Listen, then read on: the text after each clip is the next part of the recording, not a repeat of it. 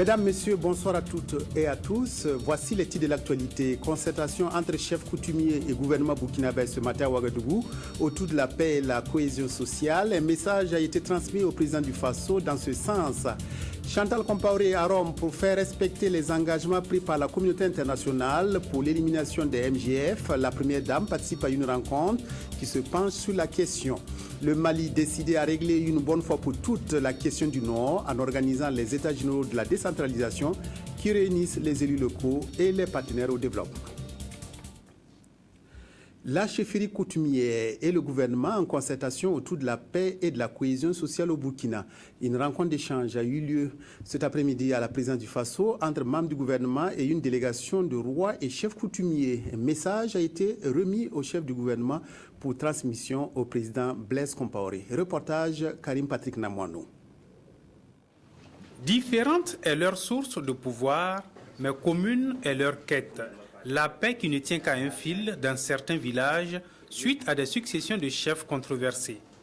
Et quand la négociation et même l'usage de la force montrent leurs limites, dans la résolution de différends administratifs, les dépositaires de la tradition ont toujours été appelés à la rescousse. Mais aujourd'hui, il est plutôt question de jouer la carte de l'anticipation en proposant des orientations au gouvernement pour sauvegarder l'héritage social. À notre dernière rencontre avec le président du Faso, nous avions promis de faire des propositions qui émanent de la coutume pour consolider la paix au Burkina Faso. Aujourd'hui, nous sommes venus avec nos propositions tout en soumettant nos doléances.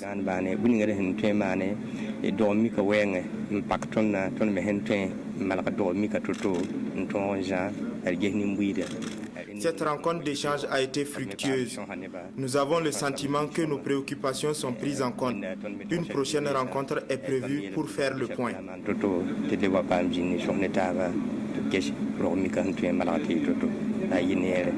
Cette enveloppe renferme les préoccupations et les propositions du collège de gardiens de la tradition élargi aux chefs de canton de Bobo-Dioulasso, de Dédougou et de Dakola. Les concertations, bien qu'elles aient eu lieu à huis clos, augurent de bonnes intentions, bâtir à l'unisson une nation émergente qui combine judicieusement les prérogatives administratives et les valeurs traditionnelles. Une conférence de haut niveau pour respecter les engagements de la résolution des Nations Unies sur l'intensification de l'action mondiale visant à éliminer les mutilations génitales féminines MGF se tient à Rome, en Italie. La première dame du Burkina, Chantal Compaoré, qui s'est impliquée dans l'adoption de cette résolution, prend part à cette rencontre internationale. Dès son arrivée à Rome, la première dame a eu des entretiens avec les acteurs de la lutte contre les MGF. Reportage de nos envoyés spéciaux à Rome, Alassane Zeo Salinana. Les mesures prises dans la résolution onusienne 6746 pour intensifier les actions mondiales visant à éliminer les mutilations génitales féminines doivent être respectées. Pour cela, les acteurs de la lutte s'y attellent. Les réflexions se poursuivent à Rome, en Italie, et la première dame du Burkina Faso, cheville ouvrière de cette résolution pionnière, va aux côtés d'autres acteurs de la lutte pour suivre les efforts en vue d'accélérer le changement comme demandé par la résolution des Nations Unies.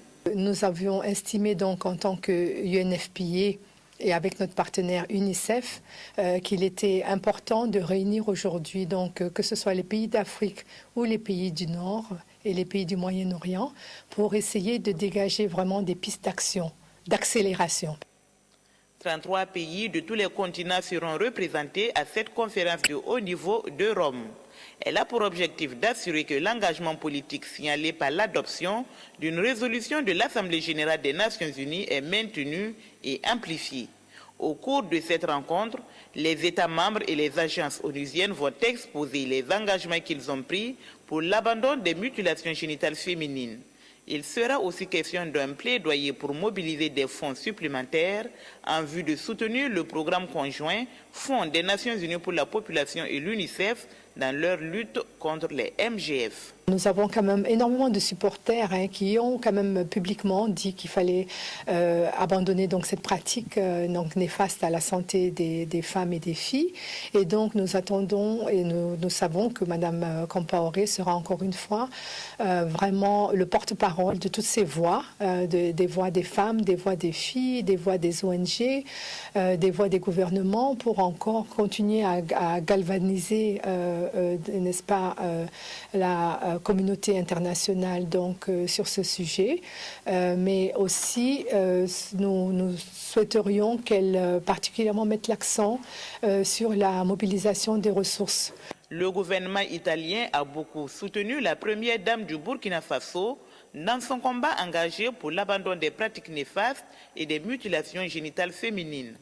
Ambassadrice de bonne volonté du Comité interafricain pour l'abandon des MGF et présidente d'honneur du Comité national de lutte contre la pratique de l'excision, Chantal Compaoré entend poursuivre sa lutte pour mettre fin à cette pratique brutale qui porte atteinte à l'intégrité physique des femmes. La deuxième conférence africaine sur la régulation et l'économie des télécommunications carré se tient à Ouagadougou. Régulateurs, opérateurs et autres acteurs des télécommunications vont se pencher sur 16 thèmes. L'objectif est de mettre en exergue les différents avantages qu'offrent les télécommunications, y compris la question de la qualité et en tenant compte des attentes des utilisateurs. Abdoul Rasmane Zongo. À cette rencontre de 72 heures, les divers participants aborderont plusieurs sujets relatifs à la régulation et à l'économie des télécommunications. Les télécommunications, particulièrement le numérique, évoluent très vite à travers le monde et offrent d'énormes services. Il est question ici de réfléchir sur comment mieux tirer profit de ces avantages sur le plan économique et social, tout en les adaptant aux besoins des consommateurs. Les télécommunications envahissent la vie quotidienne. On dit que plus personne ne peut se passer de son téléphone aujourd'hui. Et donc, il est important d'analyser et d'étudier la façon dont se produit cette croissance extrêmement rapide du numérique dans l'économie et dans les sociétés africaines, de façon à préparer la meilleure façon de réguler ces marchés, c'est-à-dire de leur permettre de se développer à la fois pour le bénéfice du consommateur, mais également dans le respect des équilibres économiques du secteur qui les produit. Ce que nous avons comme innovation, c'est d'avoir élargi cette conférence au monde académique. Depuis une dizaine d'années que, en fait, la régulation s'est mise en place au Burkina. Mais à l'époque, on n'avait pas élargi la réflexion au monde académique. Et c'est une très grande innovation. Cette deuxième conférence africaine sur la régulation et l'économie des télécommunications CARET a été présidée par le Premier ministre Luc Adol-Tiao, ici représenté par le ministre de l'Industrie, du Commerce et de l'Artisanat. La structure a insisté pour qu'un appel soit fait, un rappel soit fait aux opérateurs de télécommunications sur la qualité de service. Vraiment qui aujourd'hui est une donnée importante pour nos réseaux de télécommunications au Burkina Faso. Aujourd'hui, booster l'économie. De fortes recommandations sont attendues du rendez-vous de Ouagadougou sur les télécommunications et feront l'objet d'examens pour mieux satisfaire les consommateurs. Zignaré était au rendez-vous samedi dernier pour lancer son projet renforcement de la protection sociale. Ce fut une occasion pour remettre des vivres et de l'argent aux personnes et ménages vulnérables. C'est le début de ce vaste programme initié par le gouvernement pour venir en aide aux populations défavorisées. Le coût global de cette opération est estimé à plus de 6 milliards de francs CFA. Reportage Sié Sylvestre. Le projet gouvernemental renforcement de la protection sociale au Burkina Faso est en marche dans la région du plateau central. Ce samedi 19 octobre, plusieurs personnes indigentes et vulnérables ainsi que des ménages pauvres ont reçu des sommes d'argent et des vivres. Nous remercions le gouvernement pour cette attention particulière à notre endroit. Ces aides vont beaucoup soulager nos familles et nous allons pouvoir démarrer un certain nombre d'activités.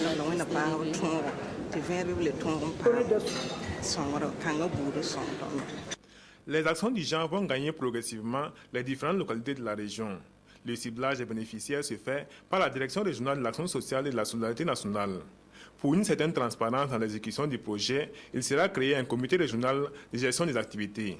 Ce comité sera chargé de suivre la mise en œuvre des activités sur le terrain et d'élaborer un rapport à mi-parcours ainsi qu'un rapport final.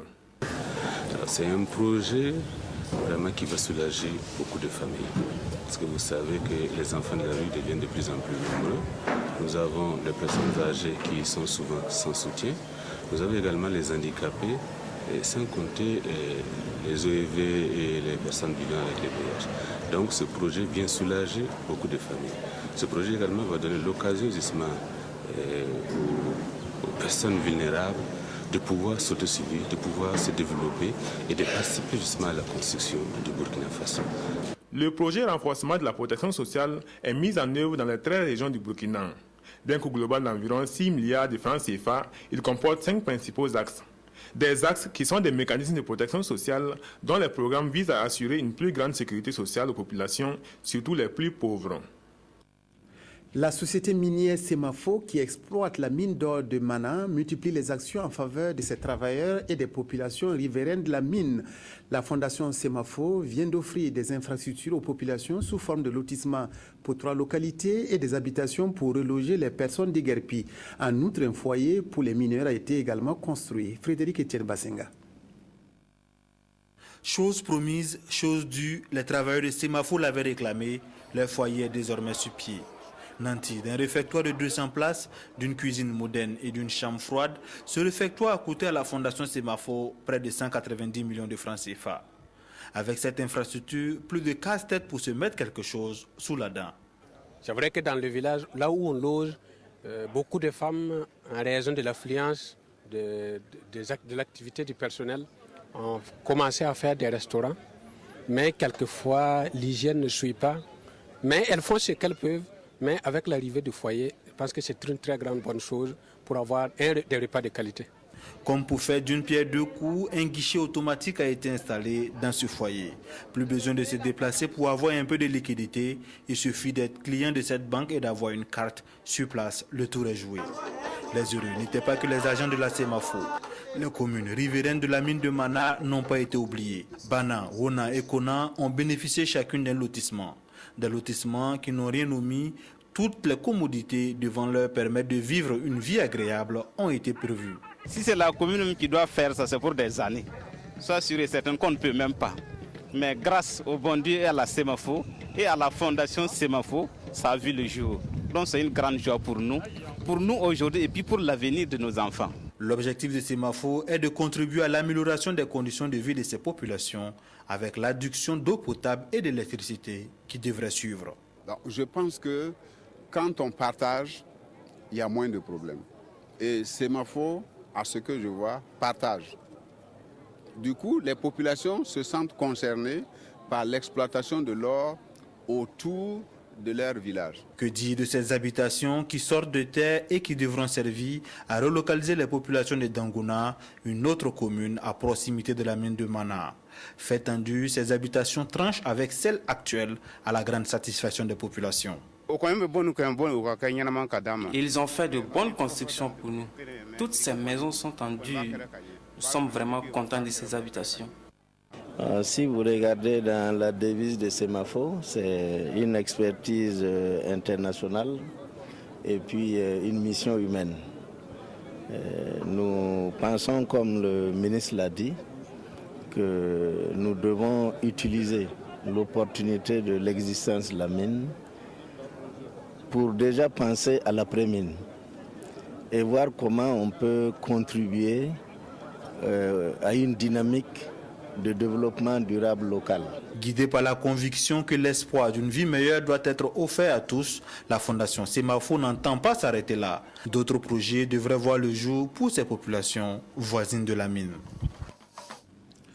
Les journées provinciales de l'entrepreneuriat des jeunes du Kénédougou ont été lancées ce week-end par le député Lorsandi Traoré. L'objectif est d'identifier des créneaux porteurs ou de trouver des financements pour réaliser les projets des jeunes afin de les fixer dans leur terroir. Ibrahim Guigma, reportage.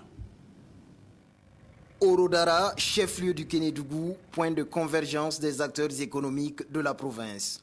Sur le plateau du terrain du 4 août, la nuit tombante, la cité du Verger dévoile et expose ses potentialités économiques. Au regard de l'intérêt suscité et de la mobilisation tout autour, l'événement se veut historique. C'est la première édition des Journées provinciales de l'entrepreneuriat des jeunes du Kénédougou. 250 jeunes du Kénédougou qui sont venus pour qu'on leur montre quels sont les créneaux porteurs dans le Kénédougou, quelles sont les potentialités qu'ils peuvent exploiter. Et aussi les apprendre comment élaborer et monter un dossier. Je mesure vraiment l'importance de ces genres d'actions et surtout le fait que c'est des initiatives qui viennent des jeunes eux-mêmes, encadrées par un élu national. L'édition 2013 présente la culture entrepreneuriale comme un moyen par excellence de la lutte contre le chômage des jeunes. Sur le front de ce combat, la jeunesse du Kénédougou a un allié de taille, le président de l'Assemblée nationale, Sungalo Apollinaire Ouattara. Plusieurs rencontres d'échange et de communication sont au programme de cet événement. Les jeunes du Kénédougou n'ont pas boudé le rendez-vous avec leur ministre de tutelle. Plus de 4 heures d'horloge à échanger et à débattre sur leurs projets et préoccupations. Les jeunes qui ont bénéficié des formations et des conseils pratiques doivent quand même nous montrer toute leur détermination et leur engagement à faire des projets solides. Notre économie n'est pas suffisamment compétitive au point de générer le nombre d'emplois requis pour absorber nos jeunes. Donc ce qui nous laisse, c'est de développer un système de formation professionnelle adapté qui amène nos jeunes à s'auto-employer. Les journées provinciales de l'entrepreneuriat des jeunes du Kénédougou ouvrent également une fenêtre sur le sport. Le tournoi de football du député Traoré Lor Sandi, dénommé Coupe de la jeunesse unie du Kénédougou, est lancé à l'occasion. Et visiblement, il n'y aura pas de place pour les apprenants. L'équipe de Morlaba l'a appris justement à ses dépens, laminée 6-0 par celle de Sendo en match d'ouverture. Les ateliers régionaux de sensibilisation des opérateurs économiques sur le code des investissements et des instruments communautaires ont commencé ce matin. Le top départ de cette campagne d'information a été donné par le directeur général de l'industrie. Ces ateliers ont pour objectif de faire appréhender davantage les mesures prises par le gouvernement pour faciliter les investissements. À Bobo Dioulasso, Karim Sissé. Le Burkina Faso a mis en place ces dernières années des mesures visant à inciter et accompagner les opérateurs économiques dans leurs efforts d'investissement. Des mesures qui devraient permettre au secteur privé d'être plus dynamique, compétitif, créateur d'emplois et de richesses. Malheureusement, ces instruments demeurent méconnus de beaucoup d'acteurs aussi bien publics que privés. Pour inverser cette tendance et donner plus d'impulsion aux investisseurs, le ministère de l'Industrie, du Commerce et de l'Artisanat a organisé des ateliers régionaux de sensibilisation sur le code des investissements. Au niveau des avantages liés à l'investissement, tous les équipements de production qui sont importés par le promoteur qui vient de l'extérieur sont exonérés des droits de douane. Donc ça, c'est un avantage spécifique. En ce qui concerne les avantages liés à l'exploitation, durant la vie de l'entreprise, lorsque l'entreprise commence à exercer, vous savez que l'entreprise doit payer des taxes au niveau de l'État. Donc un certain nombre de taxes, notamment en ce qui concerne les impôts sur les bénéfices, il y a eu un abattement de 50% de ce que l'entreprise devait payer à l'État. Donc ça permet de réduire en tout cas ces charges d'exploitation et de rentabiliser rapidement les investissements qu'il a eu à réaliser. Mais pour bénéficier des avantages du code des investissements, les entreprises doivent remplir un certain nombre de conditions. Il faut investir au moins 100 millions de francs CFA et créer au moins 20 emplois permanents. Il a été demandé aux participants de bien vouloir partager les informations reçues avec d'autres opérateurs économiques, toutes choses qui leur permettraient de mieux saisir les opportunités que leur offre le Code des investissements. Le Service national pour le développement SND forme les jeunes des Cascades sur le civisme et le patriotisme. Une formation d'une semaine qui a débuté hier à Banfora. Elle entre dans le cadre du programme annuel du SND qui a en projet la formation des jeunes des 13 régions pour leur inculquer les valeurs de tolérance, de respect des biens publics et de la cohésion sociale. Widia Rokia Sano. Cette formation débute par l'hymne national comme pour toucher la fibre patriotique de ces 200 jeunes issus de la région des Cascades. Réunis à Banfora à l'initiative du Service national pour le développement SND, ces futurs décideurs vont pendant une semaine bénéficier d'un partage autour des valeurs citoyennes mises à mal par l'incivisme. L'incivisme, vous le constatez sur le terrain, c'est le manque de respect des symboles de l'État, de l'autorité même de l'État, le manque de respect, le manque de tolérance. Ce sont les plus grandes manifestations comme ça. Vous savez que le CND est créé depuis 1984 et l'une de ses missions principales, c'est la formation civique et patriotique. La notion de civisme, l'éducation à la citoyenneté, les droits et devoirs du citoyen, le bien public et le respect du bien public, les vertus individuelles et collectives au Burkina Faso sont donc les principaux thèmes retenus pour cette formation. La finalité, c'est d'outiller valablement les jeunes. Et ça, c'est pour faire face à une crise que tout le monde constate, une crise sociale, où les valeurs d'antan partagées par les voltaïques, aujourd'hui burkinabés, sont en perte. Et il est temps de rattraper ce retard. Nous demandons aux jeunes, en tout cas partout dans les régions où nous passons, que s'ils constatent des comportements inciviques, de le combattre bien sûr, mais dans les règles de la République, selon les lois, selon les droits et les devoirs que nous leur enseignons. À cette cérémonie, chacune des autorités présentes a exhorté les jeunes à prêter une oreille attentive aux propos des formateurs. Appel a aussi été lancé aux aînés à accompagner les efforts de leurs cadets et enfants en étant eux-mêmes des exemples. Un député qui va au-delà de sa circonscription électorale pour donner un coup de main aux populations, cela se voit très rarement. Edi Komboigo a remis aux populations de Kouka, dans les Bangwa, des pompes à eau pour encourager les cultures de contre-saison, source de devises pour les producteurs. Reportage Yaya Tamboura. Ce don, essentiellement constitué d'une dizaine de pompes à eau, est un geste de cet homme, député à l'Assemblée nationale et ami de la commune rurale de Kouka. Par ce taxe, ce fils du Passouri entend contribuer à sa manière au développement de la localité. Fait un petit geste, notamment pour soutenir l'agriculture à contre-saison. C'est les pompes que vous avez vues. Nous avons également entendu les requêtes que les populations ont manifestées à l'endroit de leurs députés. Mais je me sens solidaire.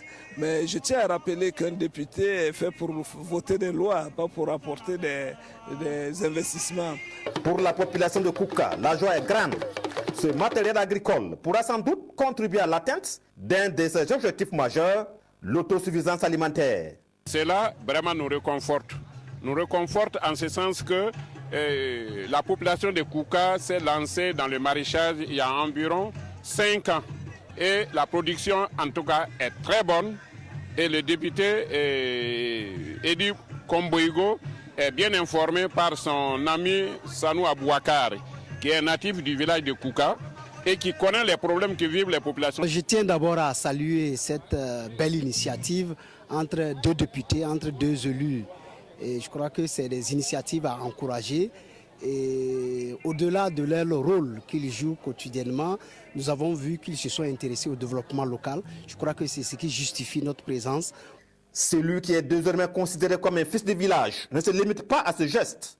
Aux nombreuses doléances de la population, le député Edi Komboigo a promis dans les meilleurs délais des tonnes de ciment pour la construction d'une nouvelle salle d'hospitalisation du CSPS de Kouka et un centre féminin de couture. Les parties impliquées dans le développement du bassin de la Volta se retrouvent à Ouagadougou pour leur deuxième forum. Il constitue un des 5 organes de l'autorité du bassin de la Volta et permet aux acteurs d'émettre des avis pour orienter la politique de l'eau dans le bassin. Cette rencontre permet d'informer les participants sur l'évolution des projets du programme d'activité 2010-2014. Ismaël Djuloma Sirima, Nathalie Savargo.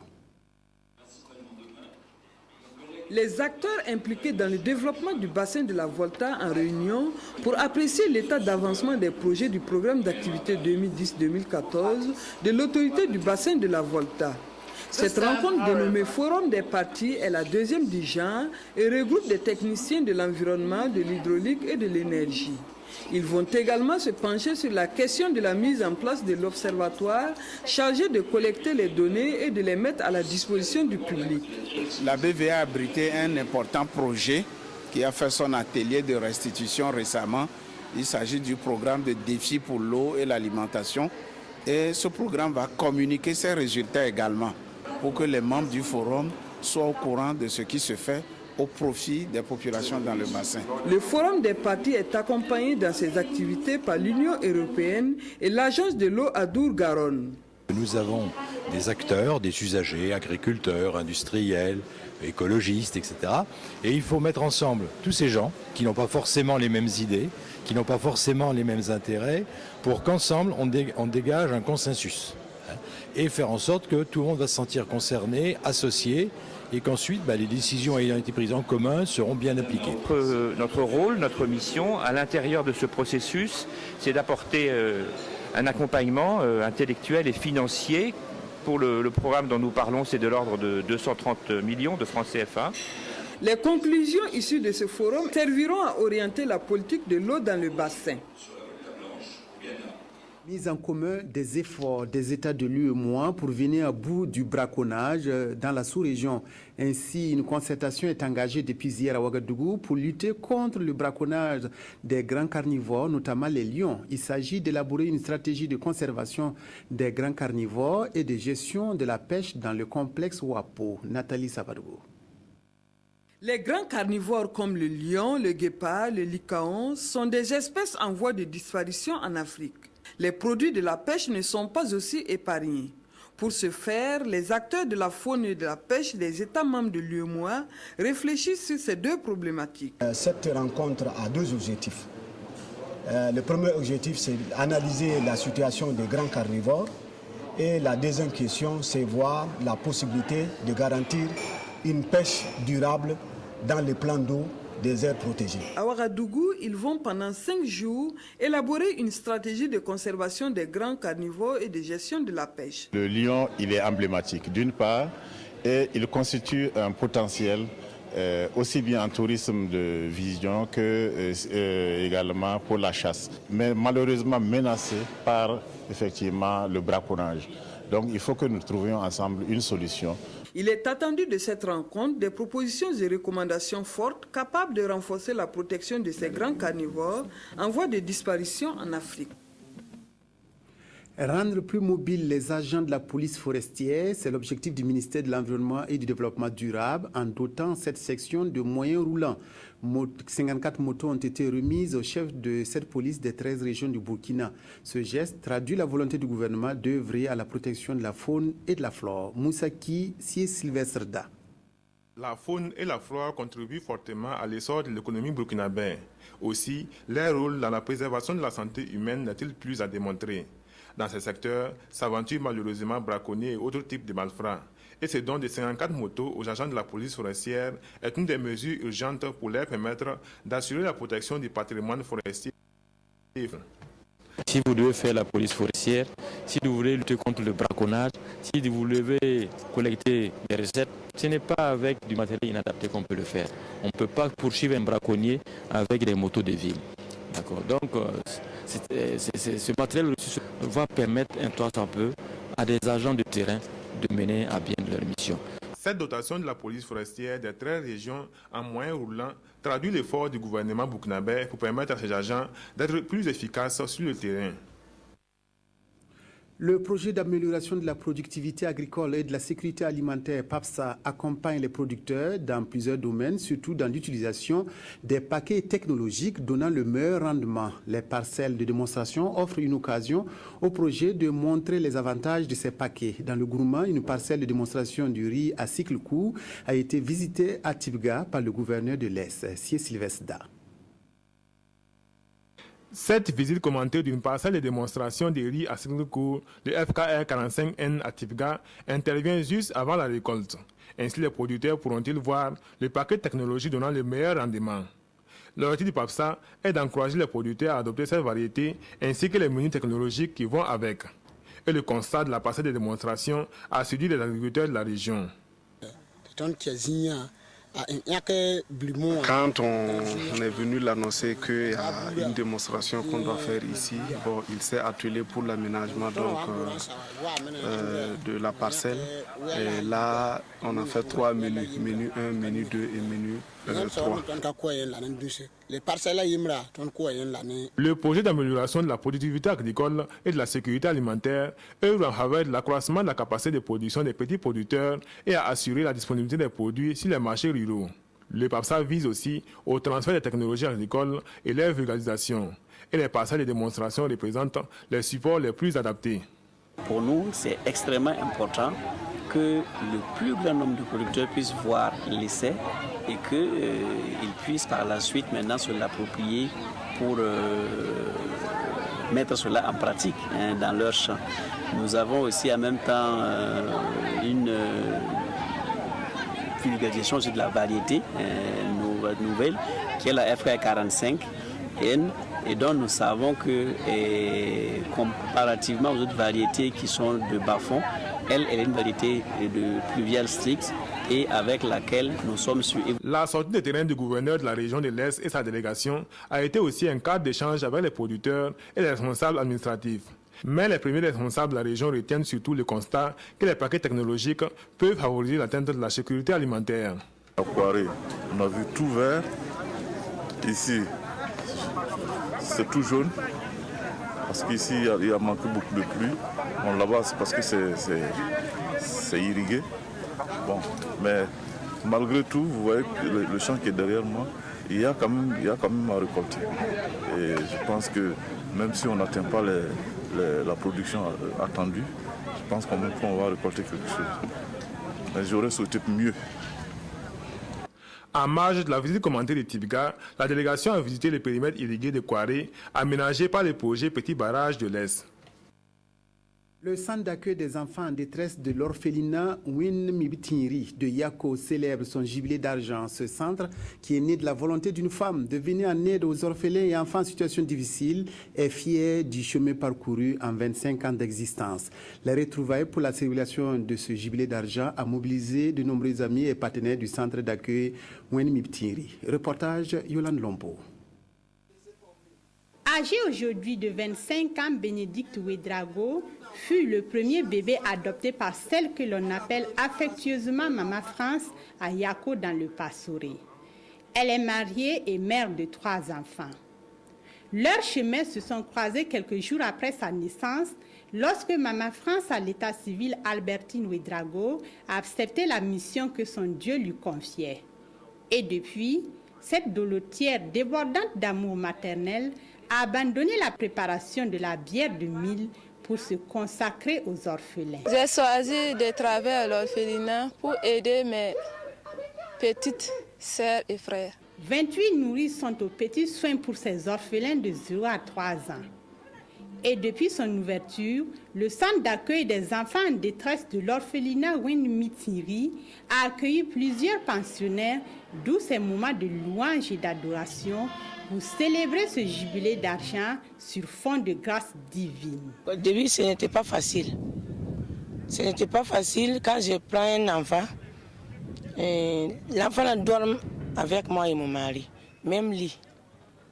Mais il y a des gens qui m'incitent, mon mari qui m'incite, que pour que mon mari me laisse de prendre les orphelins, leur malheur va nous tuer, leur malheur va vous faire comme ça. Mais merci Dieu, je n'ai pas baissé les bras, donc j'ai tenu toujours le courage aujourd'hui. En ce jour anniversaire, leurs amis ont tenu à être de la partie.